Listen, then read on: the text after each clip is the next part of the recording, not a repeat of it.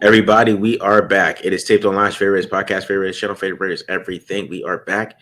You guys already know what to do. Hit the subscribe button, subscribe. Hit the like button if you like it. Hit the dislike button if you don't like it. Leave a comment if you like it. Leave a comment if you don't like it. Also, follow us on Twitter at the Mark John NFL for me, at mholder95 for Matt, and of course, pandasubs.com, discount code TDL for 35% off. Somebody said we're going live during the Cam Miller Legacy game. I know, right? You get the real instant reaction on the 2-minute drill to win the game, just like the FCS championship, Cam. Yeah. How sick would it be if he throws a touchdown pass to Tommy Millott for the win? That would be hilarious. Is it Millott in the game right now? Yeah, I saw he was in there last time. Bro, whatever you're doing with the mic, though, you're gonna catch some flack here soon. What am I doing? Am I knocking around? Yeah, so you hit something like in the intro. It hit something and then made a loud sound. You just hit it again. I think. I think because I was trying to watch it on my phone on the side and it kept like vibrating and it kept falling. That's what I gotcha. Yeah, I'm the one who's gonna get crap for that in the comment section, man. Seriously. Otherwise, I'd leave it alone. Yeah, seriously. All right, guys. So we got a 2-minute drill here left over, but we were talking about the rest of the game that we saw so far. So I mean, it's 23-20 right now as we're speaking, but it's late, guys. What is it, 10 o'clock already, man? Yeah. Matt's got a daughter. He's got to sleep in. My kid's got to go to school in the morning. To paint the picture for you, my daughter's teething right now and woke me up at 4 a.m. So I'm running on fumes right now. I need to get this out of the way. yeah, that is right, man. This 2-minute warning is very long, but yeah. All right, so the game's 23-20 right now. Matt, we saw most of the starters played a little bit, right, and then they didn't look the best, right? No. But go ahead. I mean, it didn't look. It looked more like Seattle Stars were playing because, I guess 2 drops or whatnot, like kind of threw the offensive drive off to start the game. But like you would have hoped to see them like go right down and score and like make it look easy instead of being kind of just sloppy. Which, in hindsight, that like first drive with Thornton and Jacoby Myers just having bad drops, especially the Myers one on the screen. Like that was kind of like a good preview for the game. Miller just got sacked. Yeah, sure. But anyway, that was just kind of like a preview for the game because it was just sloppiness and just sloppy. Like, I mean, I know they've only been in camp for a few weeks now, but this looked like a team that wasn't ready to play, wasn't ready to go. Like, yeah, just so many bad tackling, so many penalties, which you kind of expect, but it just felt very, very sloppy compared to where you would have liked. Yeah, I agree, man. And they're like getting run all over. You know what I mean? Just that was probably the worst part of it for me. Like the linebackers missed tackles too. And then for like the best defensive player today was bad. It looked bad for me for doing the defensive film breakdowns all year. That was what I was thinking. Of course, had to think about myself there for a second. But yeah, I was just watching the D-line just struggle to get pressure and then struggle to stop the run. Like you said, they could not set the edge to save their freaking lives tonight. Like no matter who's out there, second, third team or whatever, 4 stringers, guys are getting cut. Like they could not set the edge, and then on top of it, safeties and DBs couldn't come downhill and make tackles and take good angles. So that's a bad combination when you can't set the edge, and then on top of it, the guy that's supposed to come clean it up can't make the play either. Yeah, that's what happens. That's what happened on a lot of those long runs. So yeah, it was rough. I don't know. Did Max play at all? I don't think. He played the first. He played the first series. Okay. Yeah. Yeah. And then the rest of the game, it was just no pressure. That was part of the problem defensively. Yeah, there was no pressure at all, man. No pressure. And then there was bad tackling, like Jeremy Chin, like they had him playing like on the edge like a couple times, like as like a he got pinned inside on one of those long runs. Yeah. That was the thing that was like worrisome to me is like I was almost as far as like setting the edge goes. Don't get me wrong, you're getting pushed around up the middle too, which is where you miss a guy like Christian Wilkins because that's what his strong suit is. But it seemed like a lot of the times what Seattle figured out is when they get into those like those 2 tight end sets or whatnot, they could just seal them on the inside every single time. Like they did not have Like it wasn't like the DNs who like were struggling to set the edge. It was the linebackers and the safeties that were having the biggest issue, which is like concerning because that's what teams are going to do to them all year if they can't figure it out. And there's a guy like Jeremy Chin getting pinned inside and whatnot. Yeah, but that's the thing too. Like, I mean, are they expected? Are they kicking a field goal right now for real? Yeah, they tied it. Are you behind? Yeah, I guess a little bit. Like, what are we doing? It was like 4th and 20. It was like 4th and forever. Yeah, it is the preseason, but yeah, you can't go to overtime, bro. Do they have overtime preseason? They do, huh? I don't think they do anymore. I think they outlawed that like last year. Oh, so just could go for a tie. Yeah, let's tie it. Okay, good, because that is crazy. But yeah. So like defensively, that just didn't look good. I mean, that Palomar had a great play, but like Drew Lock was super late on that throw. I was like, oh my god, my dude, you're late as hell on that throw. And it's just they just didn't look like, I don't know, maybe with the game plan. That's what I'm thinking here too. Like, especially on offense, I was thinking like maybe with the game plan they might look a little better on offense, but defense, it was just kind of vanilla. And then when you put some of those guys up there, like the linebackers they have, and they're playing like that, it's not a good preview of how it's gonna look. You know what I mean? Like, because they just if you're gonna play the defense that they play too, you got to be able to tackle. You know what I mean? And the tackling was just awful tonight. So it gave me flashbacks to the beginning of last season where like they just could not tackle anybody. Where like if you remember last year, like it was a lot of like they're in the right spot, they're just not finishing defensively, and that was kind of the issue. And then for whatever reason, that just carried over to into the night, and it was real bad. Yeah, it was just ugly stuff today on defense. Anybody stand out on defense for you, like that you thought looked better than you thought? Yeah, one guy was going to give a shout out to Jamal Adams. He was flying around out there. He was like looking like a guy who was fighting for a job. I know he made a lot of his plays. It seemed like against like the second, or I guess Seattle didn't play their starters, so it seemed like a lot of his plays were coming against the second team. But I mean, dude went out there and did his job. There were a couple times where he got off blocks, which when I did his breakdown, that was one of my concerns with him playing linebacker. But yeah, he was flying around making a lot of plays. I thought he had a pretty damn good game. So shout out to Jamal playing linebacker, playing a new position, and again, just looked re-energized and looked like he had something to prove out there. I was pretty excited to see what he did. He'd probably be one of my film breakdown guys because I thought he had a pretty good game. Yeah, I thought so too. And just because watching him versus the other linebackers and then watching him play, I mean, he's like, man, like he was the best linebacker. Yeah, you know what I mean. Like we probably want him out there the way that looks. You know what I'm saying? So he's definitely beat my blitz roll. He's beat my blitz roll already, Matt. But like, yeah, for sure. Because with the other linebackers, I mean, Matt Jones looked awful. I don't even know why he played a lot today. You texted me and you're like, "Why is Matt Jones out there?" I'm like, "I don't know, but if I'm Cody Lindenberg, I'm letting him stay out there." Because I'll give Matt Jones credit. He was flying around. He was around the ball a lot, but he was missing tackles, giving up completions. Like that one play, like it wasn't. I'd say actually thought he had good coverage on it, where he kind of laid out to go try and get a PBU, and it was just a better ball. But yeah, it was a lot of it was a tough one for Matt Jones. I think he had a couple more missed tackles, and then another play in coverage where he gave up some yards. I did think a couple D linemen that stood out. I thought Tyree had a few nice plays. I think he had one like TFL or something that got negated by one of Lualu's defensive holding, which was weird. He got called flag for the same thing twice. It might have been on the same drive too, or if it wasn't, it was back to back. Yeah, I think so. I thought Tyree made a couple nice plays out there, and then Thomas Booker, he was the guy I know. I saw him on Twitter. People talking about him a lot. He seemed like he was like getting some penetration and getting in the backfield. Had one pressure.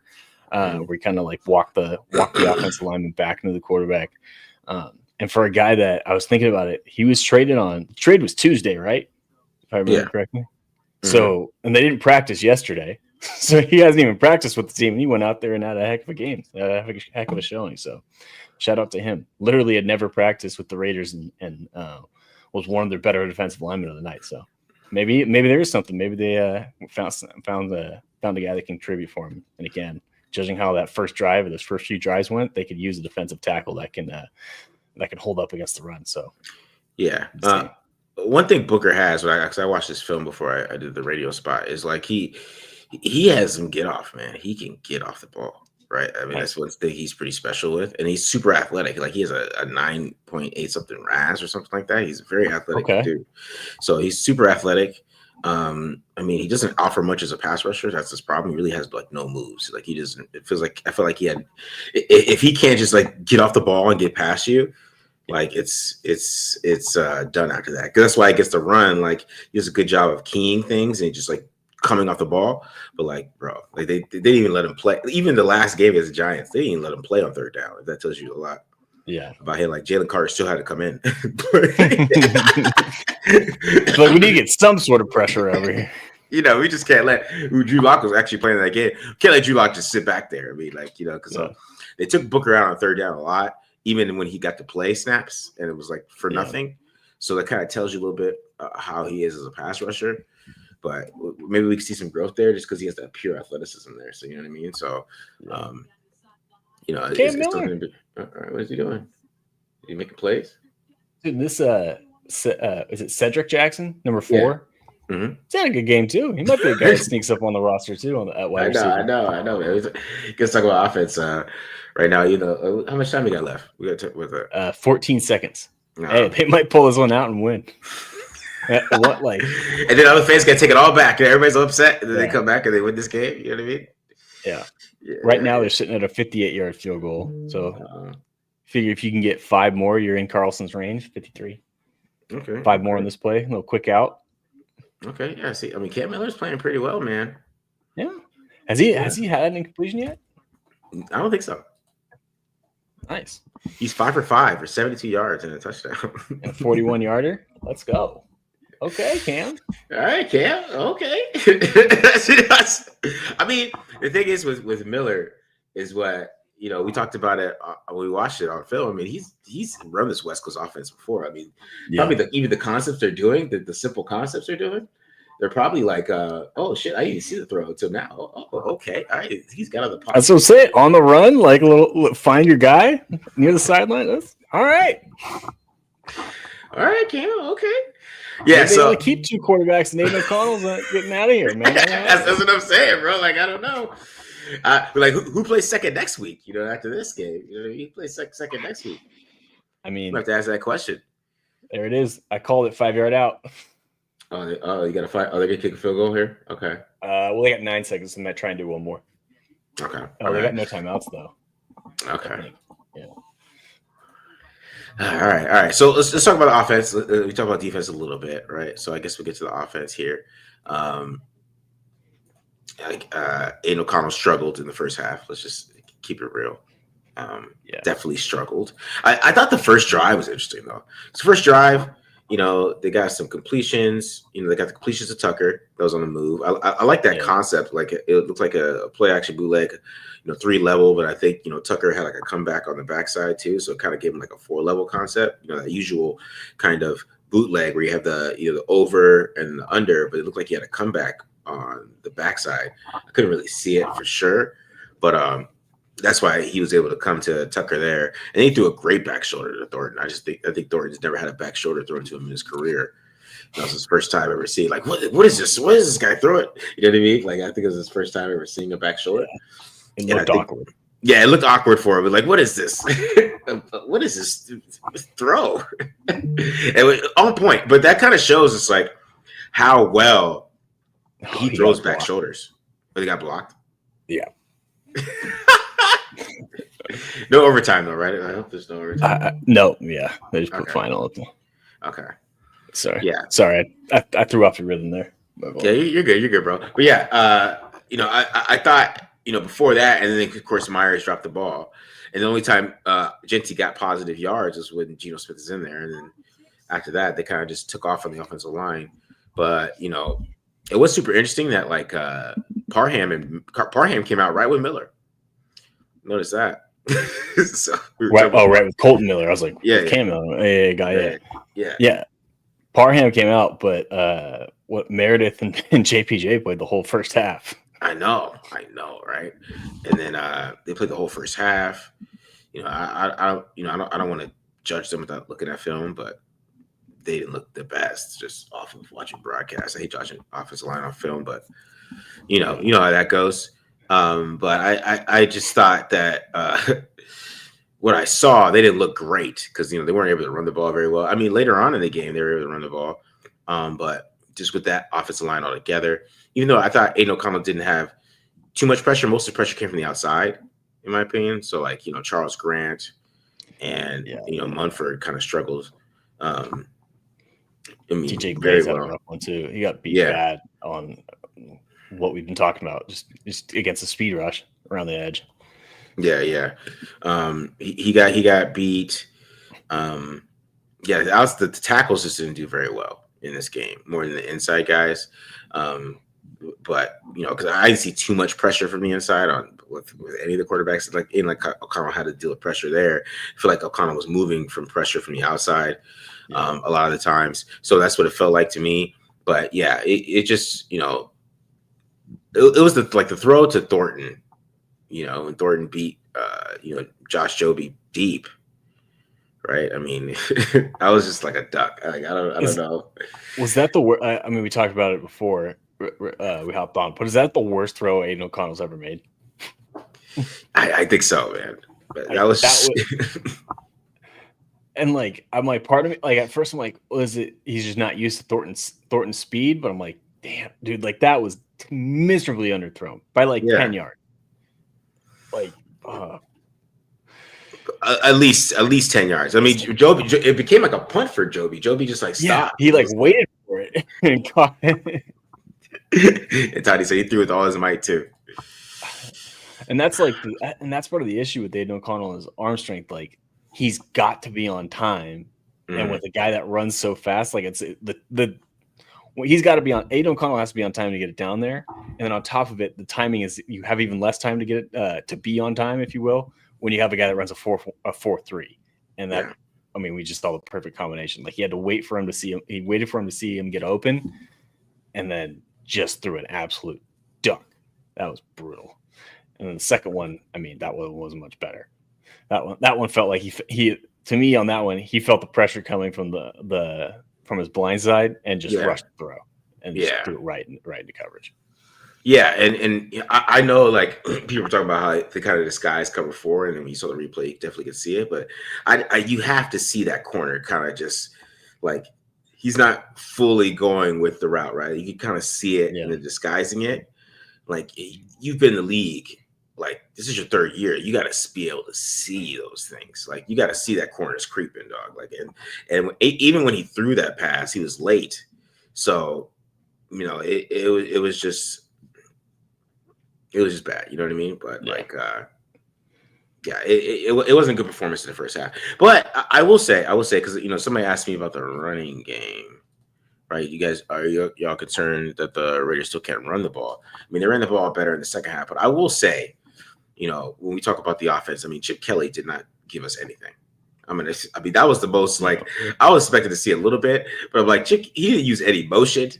I was like, what? Like, I'm like, oh, you are hiding. The Patriots have no idea what's coming. They're not gonna have any idea what they're doing because like even the stuff that you saw in the scrimmage game. Like the 5 wide and like Genty running these like whip routes, things like that. Like just saying, like somebody said, no pulling linemen. Like everything was just like on offense was like 4 concepts. They ran 4 verts off play action. Then they ran like what they call Omaha, which is like the 2 quick outs there, right? And then they ran like a go and an out, like kind of like I forgot, like a flood concept type of thing. It was just simple as hell. And it really felt like they ran 5 pass plays the whole game. And then, I mean, the most what I would say creative play was the double move where they threw a touchdown on. The one to Jackson. Yeah, you know what I mean. Yeah. The double move there. So it kind of felt like Chip Kelly was like, "Hey, we're just gonna work on like these like 4 or 5 concepts and just live and just like keep running them over and over again. Like I don't know, like treating it more like a practice." Like, hey, we're just going to rep this all day until we get it right kind of type of deal. And yeah, it just never quite worked. But yeah, it definitely felt like a very watered down version, which you kind of expect in the preseason. But yeah, I was kind of hoping to see a little bit more creativity, more selfishly than anything, just because I want to see what it looked like. But it looked like a lot of very, very basic concepts from Chip. Yeah. let's see, somebody said off of Aiden made some nice passes, but I mean that's his whole career right there. And that's like I was gonna say that like the second half he looked much like sharper. And I mean, granted, it was probably at that point against third string guys, like he looked like sharper, more decisive. But that's the issue with Aiden is whether it's like in the actual game or just game to game, the consistency has always been the damn problem. And like he just can't string it together. And again, like even in his first drive, I felt like if I remember correctly, like he was like pretty good, and then he just threw the 2 picks, and that's just him at the end of the day. Like he just can't avoid those big mistakes. And you even go back to last year in the preseason, that's what kind of screwed him over in that second game where he just kept making like cannot keep the ball away from the other team at sometimes like frustrating. Yeah, those AOC Geno Smith talks are done definitely after this game. I know that was a thing like 5 days into camp. Is AOC better than Geno Smith? That was that's done. Now it's Cam Miller better than AOC. Yeah. And it's funny, like said he faced the twos and Millers or not, but we talked about that during the whole the camp battle. If Cam Miller comes in there and he's playing against twos or whatever, but if he looks super sharp, then he's gonna get a chance to play earlier. I think next week he plays a lot earlier. And I want you to realize what you're saying there. Aiden O'Connell faced the two, not the starters, the twos, and threw 2 picks. Is that how we wanted to defend the guy? Yeah. Because guess what? He ain't playing the twos in September. No, he's not. This is Pete used Gator roll tackle in Seattle. Did they implement that? The tackling so bad? I don't know, man. They gotta do something. I saw Ted Wynn tweet something. I don't know if he knew about this, about like the Raiders looked like a team that like hadn't practiced tackling drills and were tackling on the bags. I'm like, maybe they haven't done that enough in camp, but yeah, I don't know. Something's got to change. They got to work. That's got to be priority number 1 on whatever Saturday, Sunday, whenever their first practice back is. That was bad. Yeah, talking about Tassi was out there. I saw that. Yeah, so Tassi got out there, got some action. Was that might have been Tassi's first football game ever? Yeah, I know he like picked up football in 2024, but I don't think he actually like played in a game. Like he just was like training at what's it, IMG Academy or whatever. Yeah. Why does it seem that Graham's defense doesn't believe in tackling? I don't know if that's the truth, bro. I'm not gonna. I just think when Devin White's out there, like he's missing tackles. He missed a tackle out there. Who else missed tackles? I feel like all the line. It was just the linebackers. The linebackers were the ones who were missing tackles like crazy. It wasn't really everybody else. I mean, it was just purely the linebackers. Yeah, man. It's the linebackers are his concern. I mean, especially even after this game. We knew that though. The one thing I will say that Graham can change, and like I was talking about this a little bit, where like when teams get into those like put those tight ends like and they start pinning the linebackers and the DBs to set the edge. I know he looked like he was going back to a lot of the odd fronts. I'm like, I think you might need to go back to the evens, because if you have to rely on like that's like we talked about it a little bit with Jermaine Pratt during training camp, like they were putting Jermaine Pratt on the edge. Like if that's what they're going to get for as far as setting the edge, you might have to go back to the evens and you can go back to odd, over and under fronts, because you just simply can't have that happen. Yeah. Said would struggle tackling too. Like miserable. I mean, yeah. I agree with Ty because I agree with Ty because I had no idea who number 11 was. I'm like, who's that big guy setting the edge? I thought he looked like a defensive end out there, Jerry Chin. He did. I was like, why is he not setting the edge? I'm like, oh, he's a safety. Like, but why? And then I thought, why are we trying to have a safety set the edge like that? Yeah, I had a lot of questions after that. Well, it's because they want Chid to match up against tight ends in the passing game. Mm-hmm. That's kind of where I'm going at with you might have to change the front up a little bit, but. Or they got to bring somebody else, some more defensive ends in. Yeah. I don't know. But yeah. It's just the defense is concerning. I'm not even worried about the offense today because I literally Chip Kelly ran like 3 plays. So that's what I was like. I was like, why are they not motion? Okay. All right. You know what?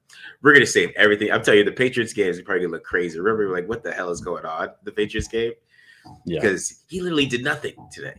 And I was like, I know you're not going to go from college using all these motions and having doing it like power concepts and with pulling guards and stuff, with Trayvon Henderson running from the wide receiver slot position and then coming back on the counter. I know you're not just gonna sit there and just do that in the NFL.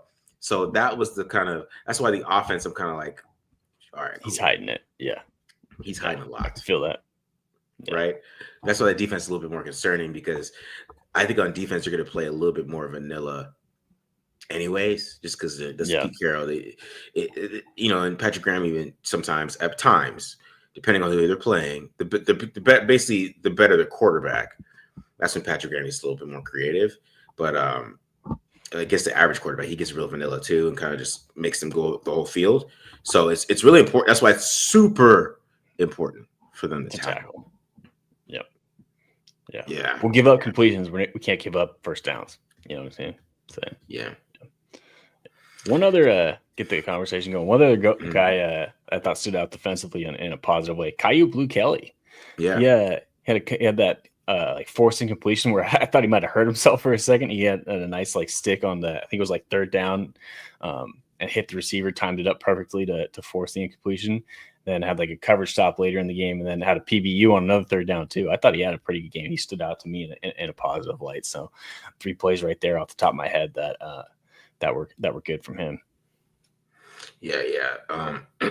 Yeah, Blue looked good. I mean, Dylan Lobby had a good game. He did, man. Dylan Lobby. What I liked about Lobby is he did a little bit of everything. Like he had that 24-yard carry that he looked good on. Had the receiving touchdown, which Aiden O'Connell found him, which I'm pretty sure, by the way, like they chewed him out, Aiden O'Connell in the locker room, because they ran that same play. Like, I don't know, I noticed it in the first half where like Mozart was wide open in the flat and he didn't even look his way, and I think he ended up throwing it away. And then they went back to it and he hit Lobby on the same one. Lobby ends up scoring, and then on top of it, going down on the kickoff team and getting a tackle inside the 10-yard line. So for a guy that had a miserable rookie year and then it wasn't really getting any buzz in training camp and OTAs, he had the night I think he needed to have, with, again, a long run, scoring in the passing game, and showing up on special teams. So good for him. Yeah. Alex Bachman did get hurt. I saw that. Did he get? I thought I saw him back in the game on the kickoff, but maybe not. No, I don't think so. No, he was out. Yeah, we did already talk about Joe Adams. Yeah, Greedy Vance wasn't out there, huh? I don't remember seeing him. No. He's like Eichenberg. Is Eichenberg hurt too? No, he was in the game. He was? Okay. Yeah. I didn't see Eichenberg. Yeah, maybe Vance was out there, but I didn't. Yeah, I didn't notice him. They don't have the snaps on here for defense. Maybe was he out there? Let me see. They probably will tomorrow. He had one tackle. Okay. Yeah, just didn't do much. Yeah, didn't do much. Michael Barrett led the team in tackles. Cody Lindbergh had 4. He's out there. Yep. All right, Jamal Adams had like 3. Yeah, he had 3 tackles and he played like what 2 series. He played a little more than that. I think he played most of the second half. I guess he didn't start those. So yeah, he probably only played like 3, maybe 4 series. But yeah, he had 3. Like I said, he was flying around. He had a good game. I was impressed by Jamal. Looked energized. Yeah. I kind of want to see how Tonka Hemingway looked on tape. I thought he had a couple. He knocked the pass down, but from what I could tell, he had an up and down night. He had one. I think he made one nice play against the run. He also got driven back 5 yards and planted and pancaked on one on another rep. So yeah. Okay. Lindenberg also got one bad too. He was a tight end, put him on his back. That was a rough one. Yeah, and he didn't squeeze on that that little on the Torrey Horton touchdown too. I thought he gave way too much space. Yeah, him and I think actually might have been Caillou 36. I think that's it. That's Caillou. They ran into each other and missed that tackle. Yeah. But yeah, so that's what I saw there. Anyone on the O line looked like a liability. I mean, Caleb Rogers didn't look very good. Either Charles Grant. Yeah, Charles Grant had a rough one. I mean, the one rep that sticks out in my mind about DJ Glaze's night is the one where he got beaten on the edge. So, and that what's concerning to me is what we knew that was his biggest issue after his rookie year, and that's clearly still a problem. Yeah. Which linebackers do you think stood out the most today? I don't know. I mean, in a good way or a bad way? Jamal. Yeah, I mean, yeah, Jamal Adams. Right? I forgot he's a linebacker. He's a linebacker, man. Yeah. He was the best. Yeah, he was the best defensive player in the game, in my opinion. Very true. Yeah. Defensive player of the game. Yeah, man. Give him the game ball. Johnny Gons. Thanks for the $4.99 there, Johnny. Appreciate it. Is pushing Happy Cam is pushing Farva out the door. What's up with JPJ? Are they looking at him or sending a message? I mean, Jordan Meredith played the whole game too, though. Yeah, that's the thing. I guess so, because Kappa didn't play at all, and that's probably because Kappa's a vet and they know what he is at this point. But yeah, if they're sending a message, they're making it loud and clear. Yeah, Alex Kappa didn't play, huh? Wow, he didn't play, huh? No. Yeah, I don't know if he's hurt or if it's just like, you're a vet, you don't need these reps. We know what we have in you. We want to see what JPJ can. But yeah, at this point, I feel like it's hard to deny that JPJ is not in this coaching staff's doghouse in some way or another. There's something that they're just not sold on him with, whether it's like we were talking about before, like work ethic or like diet or whatnot, or maybe the mental part of the game, and he's not taking the ownership that they want to see from that. Yeah. But there's something going on where like this new coaching staff very clearly isn't happy with what they've gotten from him. Otherwise, he wouldn't be playing that much. Because Parham was taken out after like the first series too, right? Yeah. Like him and Miller are just like, hey, great job, guys. You guys take the shoulder pads off. Like right with Gino, right? Right with Gino, yeah. Brock Bowers, Michael Mayer, they all came out together. You know what I mean? Jacoby Myers, Trey Tucker. Yeah. Well, we all know who those guys are. Those guys are the starters. We know that for sure. But yeah, the JPJ. Ooh. It's still mind numbing to me, man. I don't get it, because he was good as a rookie, man, and he was much better at center again. I'll keep saying it, keep beating that drum. But there's got to be something going on there. I mean, if you if you don't like him, can we get some draft picks? Just trade him. And it's gonna piss people off, right? And it's gonna piss me off too. I'm all right. I know I'm gonna be mad about it. I'm not saying this is a good idea, guys. Don't be like, Marcus, why would you say this? But it's, to me, at this point, if you're going to do this with him, I might as well get me a damn second round or third round pick, because somebody's gonna take it. Somebody's gonna. As soon as they put him on the market, we're getting some kind of high draft pick out of him. So if you are going to do this, I mean, don't kill his value anymore. Yeah. Don't put out your starting lineup and say, he's not a starter anymore, and then try and trade him. They say, Marcus, why would you? I'm just saying, like, we're watching JP. We're expecting JPJ to make a leap. Like, he's going to be one of the best starters in the league. That's what we talk about all offseason. And this dude is not. He's playing in the third quarter of the preseason game. I know he's playing with Jordan Meredith, but man. And they might be right. They might want him to get him reps at guard, as Curtis said. But like, he got reps at guard last year. You know what I'm saying? Like, yeah, I don't know. Something weird's going on. That's. I'm a. It ain't normal. It ain't normal. You know what I'm saying? It ain't normal. DJ Glaze, I think, was out of the game before JPJ was. Yeah, I think so. Yeah, because it was Munford and Grant in there with those two. Yeah. Late in the second quarter. Yeah. Man. I don't know, man. It's just crazy. So maybe not the steal we thought. I don't know. I thought he played pretty solid for a rookie last year. I mean, he wasn't great, right? It wasn't like if that's how you want to spin zone it to yourself, he was pretty damn, but I'll say, I'll stand by it. He was pretty damn good for a rookie center. Yeah. Yeah, I don't know. Maybe. I mean, we could keep it positive here, but I don't know. It's as soon as like the first time it happened in camp, like, cool, and then like now it's like, whoa, what's happening? Yeah, what's the deal here? I don't know. Maybe he parties a lot. I don't know. He does, like I told Glenn in his DM that he does look like a guy who used to smash beers in his head and drink it at working parties. Maybe he's just wilding in Vegas. Maybe that's what that's my only explanation. I'm speculating here. He just looks like that type of guy. He looks like the kegger guy who just smashes beers in his head and just guzzles them at the party. Just very Animal House like JPJ is. What was that guy in Billy Bob in Varsity Blues? Just a lot of those vibes I get from JPJ. And I Yeah. think that might have a little bit to do with this. Just a little bit. I know somebody said Carol's talking right now. I'll check that out. But like, yeah, man. Yeah, because he said Max having issues with you is a big red flag. Because Max didn't like him either. He said that was like at first, right? I think now they're like they're cool, but yeah. Yeah. And it was like, and Max like said, he's like, I'm harder on rookies. I don't have much patience. You know what I mean? Like, I think it's more that felt like more like this is a tone setting type of thing. I will say this: JPJ there was a brewery in Oregon that had a burger named after him, and I'm pretty sure in Vegas there's another restaurant that also had a burger named after him. So, the guy likes to eat, and he's talked about his diet issues. So, again, I've brought that up before, but like that could be part of it too. Like, they don't trust him 100%.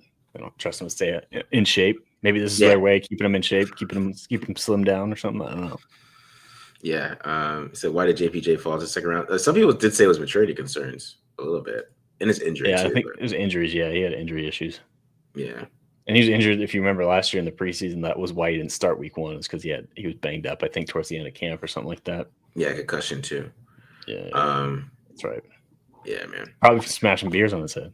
Yeah, I'm telling you, he just looks like that type of guy. That's all, he just jumping on piles and stuff like that. I think so. I'll talk to Glenn about that. See if we'll do that. All right, guys. That's the show. We got about almost 1,100 in here today, man. Ooh, here we go. So this is how we start the season. Pre-season. All right, guys. I mean, it's staying up late. Staying up late with us. Here on Pacific time, so appreciate it. Even if you're in the East Coast and you're up with us, man, I really appreciate it because you might get to go to work tomorrow. Like there's no holidays right now. Yeah. But yeah, man. Really appreciate you guys joining us today. Hit the subscribe button, subscribe. Go check out the ALPA episode, my 32 through 32 to 21. It's kind of dying already. I thought it started off pretty high, but it's dying. The episode's dying. So go check that out, guys. Go check that episode out. Yeah. Go yell at Marcus for his quarterback rankings. Yeah, go yell at me. You're definitely. Can you believe they had Geno Smith? Really? You're Geno there? All right, guys. We're out of here. Peace.